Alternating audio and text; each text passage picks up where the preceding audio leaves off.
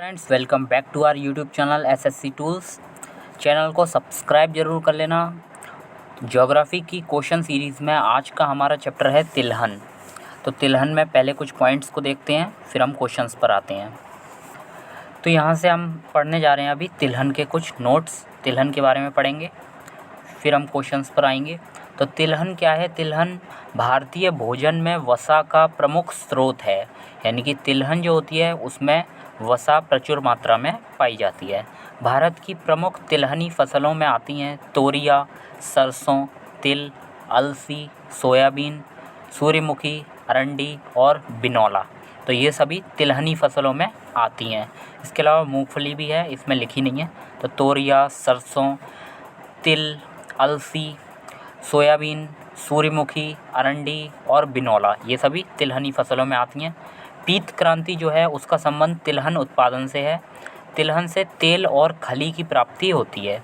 तिलहनी जितनी भी फसलें देखी हैं जैसे तोरिया, सरसों, तिल, अलसी, सोयाबीन, सूर्यमुखी, अरंडी, इन सभी से आपने देखा होगा कि तेल की प्राप्ति होती है और खली की प्राप्ति होती है। इनका उपयोग किसके लिए किया जाता है? स्नेहक, वार्निश, औषधि, सुगंधित पदार्थ, मोमबत्ती, साबुन, उर्वरक और पशु आहार आदि में किया जाता है। फिर देखते हैं हम, भारत में जो तिलहन का सबसे बड़ा उत्पादक राज्य है वो मध्य प्रदेश है, जिसके पश्चात राजस्थान और महाराष्ट्र का नाम आता है। तो तिलहन की बात कर रहे थे हम। तिलहन में सबसे जो प्रथम स्थान है वो मध्य प्रदेश का है, दूसरे पे राजस्थान आता है और तीसरे पे महाराष्ट्र का स्थान है। तो ये तिलहन की बात हो रही है। सबसे ज़्यादा तिलहन उत्पादन कहाँ होता है? मध्य प्रदेश में होता है, दूसरे पे राजस्थान में होता है। और तिलहन में 3 फसलें हमें देखनी है अभी, मूंगफली, सोयाबीन और सरसों। तो हम एक एक करके देखते हैं, मूंगफली के बारे में, सोयाबीन के बारे में और सरसों के बारे में। ये तीनों क्या है? तिलहनी फसलें हैं। अब इसमें दिया गया है मूंगफली जो है वो एक प्रमुख तिलहनी फसल है। मूंगफली का जो वानस्पतिक प्रोटीन का अच्छा स्रोत होता है, मूंगफली जो है उसमें प्रोटीन अच्छा खासा मात्रा में पाया जाता है। और मूंगफली जो है वो उष्णकटिबंधीय पौधा है जिसके लिए 15 से 25 डिग्री सेंटीग्रेड तापमान और 50 से 80 सेंटीमीटर वर्षा की आवश्यकता होती है। भारत में मूंगफली को गरीबों का काजू के नाम से भी जाना जाता है। पैगिंग एक तकनीक होती है जो मूंगफली की फसल में होने वाली लाभकारी प्रक्रिया है। तो पैगिंग जो है वो पैगिंग प्रक्रिया मूंगफली से संबंधित है। तो पैगिंग में क्या होता है आप यहाँ से पढ़ सकते हैं। इसमें परागकरण के बाद फूल के अवशेष भाग के आधार से पैग निकालकर जड़ की तरह नीचे की ओर मुड़कर ज़मीन के भीतर वृद्धि करता है। तो ये सब पैगिंग प्रक्रिया में ऐसा होता है। मूंगफली की फसल जो होती है उसके लिए जिप्सम की मात्रा आवश्यक होती है, यानी कि जिप्सम का उपयोग किया जाता है मूंगफली की फसल के लिए। भारत में वर्ष 2018 से 19 के अनुसार आंकड़े दिए गए हैं। तो मूंगफली का उत्पादन में अग्रणी राज्य दिए गए हैं। तो यहाँ से हमें देखना है मूंगफली उत्पादन में सबसे ज़्यादा जो अग्रणी राज्य है वो गुजरात है। तो मूंगफली उत्पादन में पहला स्थान गुजरात का आता है। गुजरात जो है मूंगफली उत्पादन में सबसे अग्रणी राज्य है। फिर उसके बाद आता है राजस्थान और तमिलनाडु। जो इसके बाद आता है सोयाबीन। सोयाबीन जो है वो खाद्य तेल के अलावा प्रोटीन का भी अच्छा स्रोत माना जाता है। सोयाबीन के लिए भी 15 से 25 डिग्री सेंटीग्रेड का तापमान और 40 से 60 सेंटीमीटर वर्षा की आवश्यकता होती है। साथ ही इसमें 6 से 6.5 पीएच मान वाली अम्लीय दोमट मिट्टी अच्छी मानी जाती है। यानी कि सोयाबीन के लिए जो कंडीशन, आइडियल कंडीशन बताई गई है उसमें बताया गया है कि 15 से 25 डिग्री सेंटीग्रेड तापमान और 40 से 60 सेंटीमीटर वर्षा के साथ ही अम्लीय दोमट मिट्टी अच्छी मानी जाती है सोयाबीन की खेती के लिए, जिसका पीएच मान 6 से 6.5 माना गया है। सोयाबीन खरीफ की फसल के तौर पर जून में बोई जाती है और अक्टूबर में काट ली जाती है। सोयाबीन के लिए कहा गया है कि 3 से 4 बार सिंचाई की आवश्यकता होती है। और सोपा के अनुसार भारतवर्ष में 2018 में मध्य प्रदेश के 5.0 मिलियन हेक्टेयर क्षेत्रफल पर सोयाबीन की कृषि की गई थी। देश के कुल सोयाबीन कृषि क्षेत्र का 49.90% स्थान जो है वो मध्य प्रदेश का था। यानी कि आप समझ सकते हैं मध्य प्रदेश का सोयाबीन के उत्पादन में प्रथम स्थान है मध्य प्रदेश का। सोयाबीन कृषि क्षेत्र के संदर्भ में दूसरा स्थान फिर महाराष्ट्र का आता है मध्य प्रदेश के बाद। भारत में 3 अग्रणी सोयाबीन उत्पादक राज्य जो हैं वो, उनमें नाम आ रहा है पहला मध्य प्रदेश का, दूसरा महाराष्ट्र का, तीसरा राजस्थान का। तीसरी जो हमारी फसल है सरसों। तो सरसों जो है वो भारत की प्रमुख तिलहनी फसल है। सरसों रबी की फसल के अंतर्गत रखा जाता है सरसों को, ये आपने देखा था पहले। रबी और खरीफ की फसल जब हमने पढ़ा था तो उसमें सरसों को रबी की फसल के अंतर्गत देखा था। सरसों की फसल के लिए 15 से 25 डिग्री सेंटीग्रेड तापमान और 75 से 100 सेंटीमीटर वर्षा की आवश्यकता होती है। और अक्टूबर नवंबर में बुआई की जाती है और कटाई इसकी फरवरी मार्च में की जाती है, जैसा कि आमतौर पर हमने देखा था रबी की फसल के लिए। फिर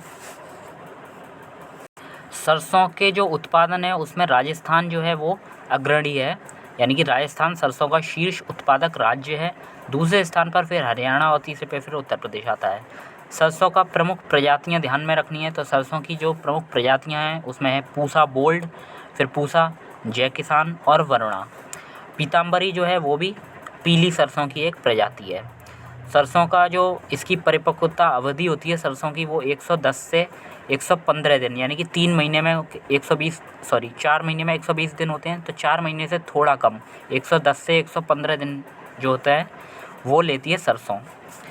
और इसकी औसत पैदावार जो है वो 1536 किलोग्राम प्रति हेक्टेयर है। तो ये 3 हमने फसलें देखी जो तिलहनी फसलें थी। तो किस्में आपको ज़रूर याद रखनी है कि सरसों की जो प्रमुख किस्में हैं वो पूसा बोल्ड, मतलब सरसों को तेल को पूसा बोल्ड जो लगाता है अपने शरीर पर वो बोल्ड हो जाता है, बोल्ड मतलब निर्भीक हो जाता है। जय किसान, किसानों के पास कॉस्मेटिक के लिए कुछ होता नहीं तो वो भी सरसों लगाते हैं अपने मुंह पर या शरीर पर। वरुण नाम के लोग अक्सर काले देखे जाते हैं, ऐसा समझ सकते हैं। तो वो काले क्यों हो जाते हैं? क्योंकि मुंह पर सरसों लगा लेते हैं। ऐसा ट्रिक से याद किया है, ज़रूरी नहीं है काले ही होते हैं, लेकिन फिर भी देखा गया है ऐसा। तो हम एक बार ब्रीफ कर लेते हैं जो हमने पढ़ा। अभी हमने तिलहन पढ़ा था, इससे जो पहले वाला वीडियो है उसमें हमने नकदी फसल के बारे में पढ़ा था। तो नकदी फसल में हमने देखा था गन्ना और कपास। अच्छा, हमने ये कहा वरुण नाम के लोग काले पाए जाते हैं, तो जो वरुण नाम का व्यक्ति हो तो बुरा नहीं मानना, ये बस ऐसा समझ सकते हैं कि कुछ लोग ऐसा देखा गया है तो इस आधार पर कह दिया है, ट्रिक है वो बस, तो बुरा नहीं मानना। नकदी फसल क्या होती है? तो नकदी फसल में जो है वो कपास और गन्ना आता है। नकदी फसल को इंग्लिश में कैश क्रॉप्स कहते हैं और इसमें कपास और गन्ना आता है। तो कपास जो है वो 25 से 35 डिग्री सेंटीग्रेड तापमान की आवश्यकता पड़ती है कपास के लिए, और 75 से 100 सेंटीमीटर वर्षा, यानी कि तापमान ज़्यादा चाहिए कपास की खेती के लिए 25 से 35 डिग्री, और वर्षा जो है वो 100 से कम यहाँ रखी गई है, 75 से 100 सेंटीमीटर वर्षा। जो कपास है इसका उत्पादन सबसे ज़्यादा गुजरात में होता है, तो गुजरात में कपास का सबसे ज़्यादा उत्पादन होता है। दूसरे पे फिर महाराष्ट्र आता है, तीसरे पे तेलंगाना आता है। तो गुजरात एक जो राज्य है वो पहला तो आपको याद रखना है सब में। जैसे कपास का उत्पादन में अग्रणी राज्य कौन सा है? गुजरात। फिर दूसरा कपास का महाराष्ट्र है, ये भी थोड़ा सा, क्योंकि गुजरात के नीचे महाराष्ट्र लगा हुआ है, तो गुजरात के बाद महाराष्ट्र का स्थान आएगा। गन्ना देखा जाए तो गन्ने में कपास से कम तापमान चाहिए। कपास में 25 से 35 डिग्री चाहिए होता है, लेकिन गन्ने में 21 से 27 डिग्री सेंटीग्रेड तापमान और 75 से 100 सेंटीमीटर वर्षा लगभग दोनों में सेम है। नकदी फसल जिसमें गन्ना और कपास आ रहे हैं, दोनों में 75 से 100 सेंटीमीटर वर्षा की आवश्यकता होती है। गन्ने के उत्पादन में अग्रणी राज्य में उत्तर प्रदेश है। उत्तर प्रदेश गन्ने के उत्पादन में नंबर 1 है। दूसरे पे अगर देखा जाए तो महाराष्ट्र है। तो ये भी इम्पोर्टेंट है, ये भी दोनों याद रखने हैं। उत्तर प्रदेश का गन्ना उत्पादन में प्रथम और महाराष्ट्र का फिर इसके बाद द्वितीय स्थान है। तिलहन जो अभी हमने देखा, अगर ओवरऑल पूरे तिलहन की फसलें जैसे मूंगफली है, सोयाबीन है, सरसों है, इन सभी को मिलाकर देखा जाए तो मध्य प्रदेश का प्रथम स्थान है तिलहन में, दूसरे स्थान पर राजस्थान है, तीसरे पे महाराष्ट्र है। तो तिलहन हम देख रहे थे, तिलहन में जो पहला स्थान है भारत में वो मध्य प्रदेश का था। मध्य प्रदेश यहाँ है, तो मध्य प्रदेश तिलहन के उत्पादन में सबसे आगे है। फिर दूसरे नंबर पर राजस्थान का स्थान था, तो ये राजस्थान दूसरे नंबर पे है, और थर्ड नंबर पे महाराष्ट्र का स्थान है, तो ये महाराष्ट्र थर्ड नंबर पे है। तो तिलहन के 3 बड़े उत्पादक राज्य में पहला स्थान आता है मध्य प्रदेश का, दूसरा राजस्थान का, तीसरा महाराष्ट्र का। तो तिलहनी फसलों में जो पहली फसल है वो मूंगफली है, दूसरी सोयाबीन, तीसरी सरसों। अन्य फसलें भी हैं, लेकिन इम्पोर्टेंट जो फसलें हैं वो पहली मूंगफली, दूसरी सोयाबीन और तीसरी सरसों। तो मूंगफली के लिए 15 से 25 डिग्री सेंटीग्रेड तापमान, सोयाबीन के लिए भी 15 से 25 डिग्री सेंटीग्रेड तापमान, और सरसों के लिए भी 15 से 25 डिग्री सेंटीग्रेड तापमान। जैसे कि आपने यहाँ देखा था तिलहनी फसलें हैं, तो तिलहनी फसलों में तीनों में ही 15 से 25 डिग्री सेंटीग्रेड तापमान की आवश्यकता पड़ती है। वर्षा की मात्रा में थोड़ा अंतर है, मूंगफली में 50 से 80 सेंटीमीटर वर्षा की आवश्यकता होती है। सोयाबीन में इससे थोड़ा कम होती है, 40 से 60 सेंटीमीटर वर्षा की आवश्यकता होती है। और सरसों में इन दोनों से ज़्यादा, मूंगफली और सोयाबीन से दोनों से ज़्यादा 75 से 100 सेंटीमीटर वर्षा की आवश्यकता होती है। 75 से 100 सरसों में, फिर मूंगफली में 50 से 80 और इससे भी कम सोयाबीन में 40 से 60। तो ये वर्षा की आवश्यकता इसमें इतनी पड़ती है। और मूंगफली में देखा जाए तो मूंगफली का उत्पादन सबसे ज़्यादा कौन सा राज्य करता है? गुजरात। तो गुजरात मूंगफली के लिए, तो मूंगफली के लिए गुजरात है। सोयाबीन का उत्पादन सबसे ज़्यादा मध्य प्रदेश करता है, दूसरे पे महाराष्ट्र करता है। तो सोयाबीन में मध्य प्रदेश, मूंगफली में गुजरात, और सरसों में देखा जाए तो सरसों का उत्पादन सबसे ज़्यादा राजस्थान करता है, दूसरे पे हरियाणा। तो राजस्थान सरसों का है। तो ये एक एक करके, अगर तिलहनी फसलों में पहला नंबर मध्य प्रदेश का है, तो तिलहनी फसलों में सोयाबीन में मध्य प्रदेश सबसे नंबर 1 है, मूंगफली में गुजरात है और सरसों में राजस्थान है। गन्ने में उत्तर प्रदेश है, दूसरे पे महाराष्ट्र है, और कपास में पहले नंबर पे गुजरात है, दूसरे पे महाराष्ट्र है। यहाँ से 1-2 पॉइंट कि मूंगफली उत्पादन में सबसे ज़्यादा कौन था? गुजरात था, दूसरे पे महाराष्ट्र था, नहीं सॉरी, पहले पे बस याद रखना है, मूंगफली उत्पादन में पहले पे गुजरात है। परंतु क्षेत्रफल, कम उत्पादकता और प्रति हेक्टेयर उच्च उत्पाद, मतलब क्षेत्रफल कम है जिस राज्य में, लेकिन उत्पादकता अधिक है मूंगफली की, वो पंजाब राज्य है। तो पंजाब राज्य में मूंगफली का उत्पादन जो है प्रति हेक्टेयर उच्च उत्पादकता पाई जाती है, लेकिन उत्पादन सबसे ज़्यादा गुजरात करता है, ये चीज़ याद रखनी है। लेकिन उत्पादकता अगर देखी जाए तो वो पंजाब की है। सरसों की प्रजातियाँ बताई गई थी, तो उसमें याद रखना है वरुणा, पूसा बोल्ड और पीताम्बरी। तो ये तीनों सरसों की प्रजातियाँ हैं। मूंगफली की उन्नत प्रजाति है जो, वो कौशल है। मूंगफली के उत्पादन में जिप्सम का यूज़ किया जाता है, यह भी आपको बताया था। तो ये याद रखना है, मूंगफली में जिप्सम का यूज़ किया जाता है, और कौशल मूंगफली के लिए एक उन्नत प्रजाति है। अब 1-2 पॉइंट और हैं कि अंतराशस्यन क्या होता है, ये हमने पहले भी देखा था, दोबारा देख लेते हैं। अंतराशस्यन स्थायी फसल के बीच में पड़ी अनुपयुक्त भूमि पर अप्रतियोगी यानी कि कम समय वाली फसलों को अतिरिक्त लाभ के लिए उगाना। तो अगर हम कोई लाभ चाहते हैं और बीच में फसल, कोई स्थायी फसल के बीच कोई अनुपयुक्त भूमि पड़ी है, तो उस पर हम कोई भी अप्रतियोगी फसल को उगा सकते हैं पैसों के लिए। तो वो कम समय वाली फसल अगर उगाएंगे तो हमें फ़ायदा होगा उससे, तो इसे अंतराशस्यन कह देते हैं। Calcium is important for proper kernel development in ground. Kernel development क्या होता है? बीज के अंदर का हिस्सा जो होता है उसको कहते हैं कर्नल। तो कर्नल के डेवलपमेंट के लिए कैल्शियम की ज़रूरत पड़ती है। बीज के अंदर का जो हिस्सा होता है उसके डेवलपमेंट के लिए कैल्शियम की ज़रूरत पड़ती है। अब जिप्सम आपने देखा था, जिप्सम की जिप्सम जो है वो मूंगफली के उत्पादन में यूज़ किया जाता है।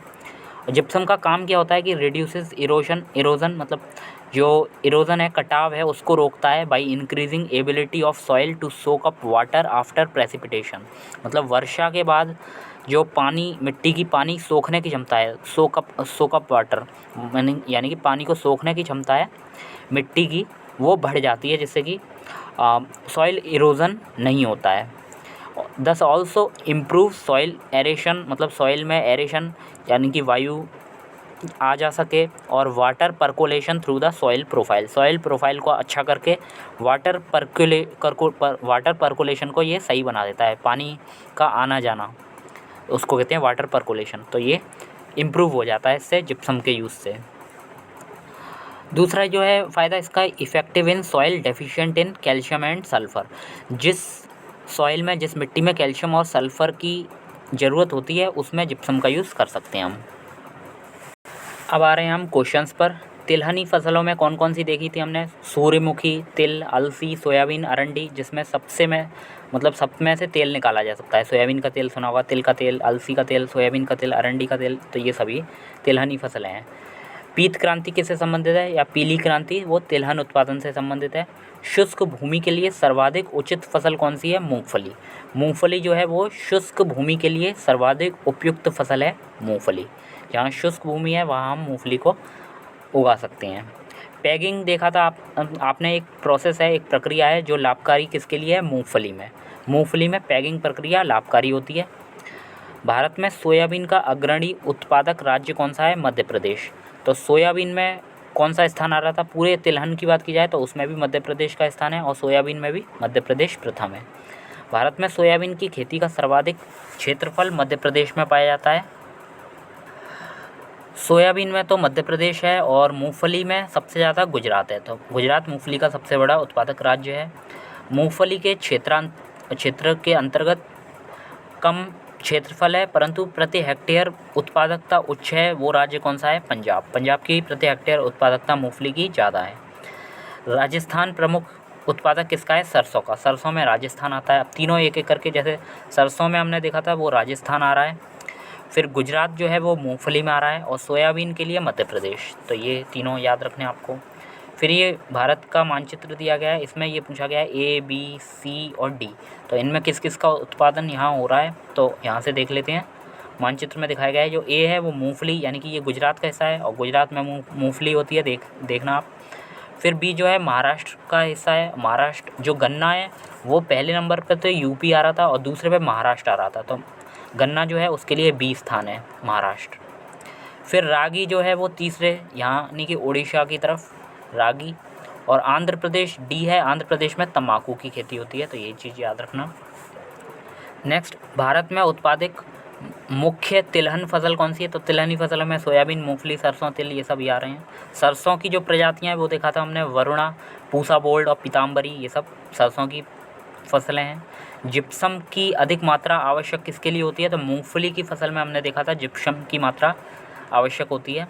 कौशल उन्नत प्रजाति किसकी है? तो कौशल हमने देखा था मूंगफली की उन्नत प्रजाति है कौशल। अगला जो टॉपिक है हमारा वो दलहन। तो दलहन को देख लेते हैं पहले।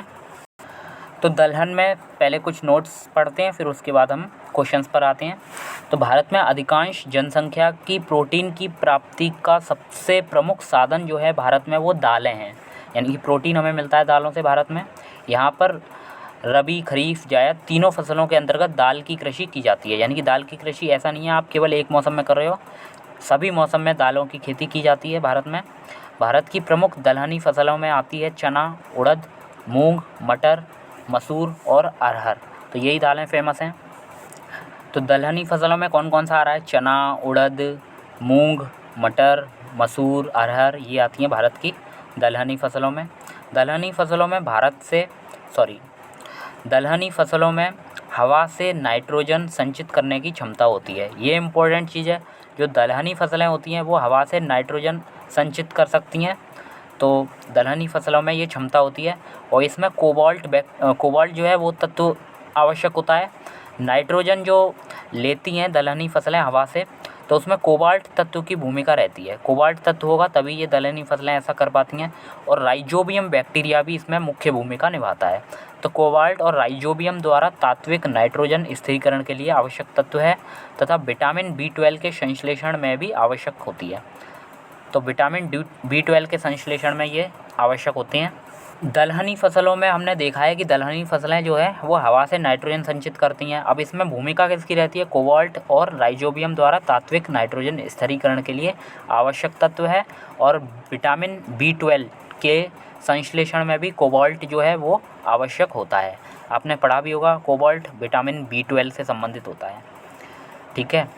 नेक्स्ट, भारत में दालों का अत्यधिक उपभोग होने के कारण इसका अग्रणी उत्पादक होने के बावजूद आयात करना पड़ता है, यानी कि भारत में दालों का सबसे ज़्यादा उत्पादन होता है लेकिन फिर भी हमें आयात करना पड़ता है, क्योंकि भारत उत्पादक होने के साथ साथ सबसे बड़ा उपभोक्ता भी है दालों का। भारत दलहनी फसलों का प्रमुख उत्पादक एवं उपभोक्ता दोनों है, यानी कि उत्पादन भी करता है और उपभोग भी करता है दालों का सबसे ज़्यादा। अगर भारत के बात की जाए तो दालों के उत्पादन में भारत के बाद म्यांमार का स्थान आता है। अगर भारत में दालों का सबसे बड़ा उत्पादक राज्य देखा जाए तो ये मध्य प्रदेश का स्थान जो है वो दालों में सबसे पहले आता है। भारत के दलहनी फसलों में अरहर का प्रमुख स्थान है। अगर दलहनी फसलों में देखा जाए तो सबसे इम्पोर्टेंट अरहर है। अरहर के लिए 20 से 25 डिग्री सेंटीग्रेड तापमान और 40 से 80 सेंटीमीटर वर्षा की आवश्यकता होती है। और जो अरहर है इस फसल के लिए गंगा मैदान के जलोढ़ मिट्टी के क्षेत्र से लेकर प्रायद्वीपीय के काली मिट्टी तक के क्षेत्रों में उगाई जाती है, यानी कि लगभग सभी क्षेत्रों में, ऊपर से नीचे तक, गंगा क्षेत्र से लेकर नीचे महाराष्ट्र में प्रायद्वीपीय भारत के काली मिट्टी के क्षेत्रों में भी उगाई जाती है।